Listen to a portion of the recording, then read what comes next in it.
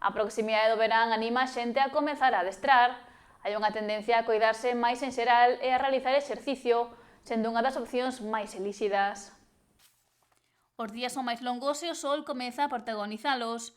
Estas dous condicións animan máis se cabe as persoas a dar o paso e iniciarse no mundo do fitness, polo que son moitos os que apostan por anotarse aos gimnasios para adestrar. Eu creo que hai unha tendencia ahora que cada vez a xente máis maior, entre comillas, empeza a facer exercicio, de unha forma ou doutra, con cada un dentro das súas posibilidades, dos seus niveles, pero sí que todo o mundo ahora se preocupa moito máis de a salud, do deporte, máis que do deporte do exercicio.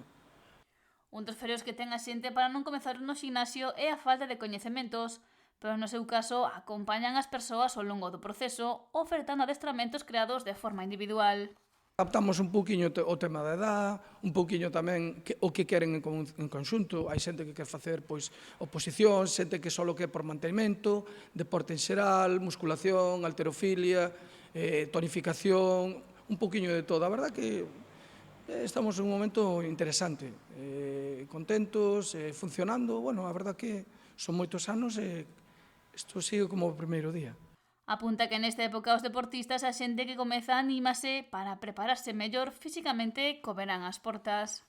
Se te arreglas un pouquiño 3 ou 4 meses antes da época do verán, pois basta ver mellor sempre. Un pouquiño de color, un pouquiño de playa, un pouquiño de ejercicio, tonificación, algo de alimentación tamén, entonces endorfinas arriba, felicidade e a vivir. Dentro das súas recomendacións, sinala que o ideal é facer exercicio 3 veces á semana. Lunes, miércoles e viernes son os meus días preferidos, non? Porque despois, xa tes sábado e domingo descanso. Que pasa? Hai que adaptalo. A veces o traballo, estudios, familia, amistades, en fin. Pero o ideal son 3 veces á semana. Un día de descanso, un día entreno. Un día de descanso, un día entreno. Fin de semana, sábado e domingo, descanso. Ou, ás veces, o fin de semana, sempre aproveitamos pois un partido de tenis, unha camiñata, bicicleta, un pouco de piscina, un pouco de playa. Entonces, como que o fin de semana se ocupa con outro tipo de actividade deportiva que vai a solapada aos outros 3 días da semana.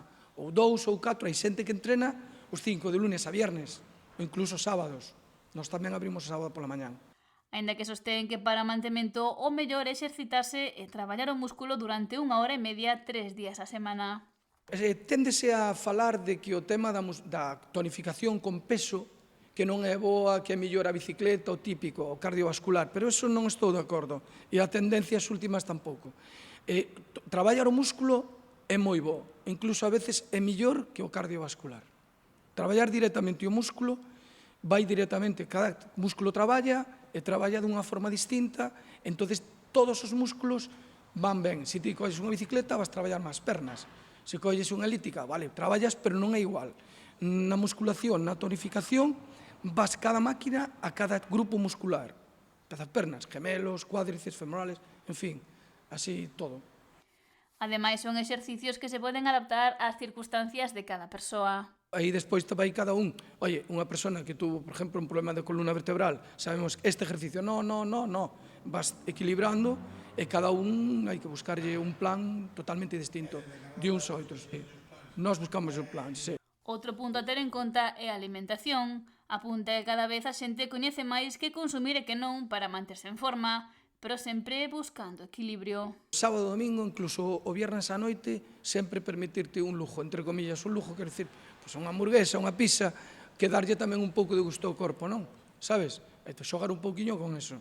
Eu creo que o equilibrio, nin moito nin pouco, porque tamén os que están obsesionados co tema da alimentación ou co tema do exercicio, ao final daste conta que a vigorexia, a anorexia, son puntos completamente distintos, pero que chegan ao mismo, que non está ben. Entonces, equilibrio. Todo dentro dun equilibrio. Porque a todos nos gusta comer ben, e a veces, pois, oye, unha hamburguesa ou unha comida que sabemos que non é a idónea, pero non pasa nada. Por qué? Porque despois quítala por outro lado. Algo que afirma é moi relevante tanto na alimentación como nos adestramentos.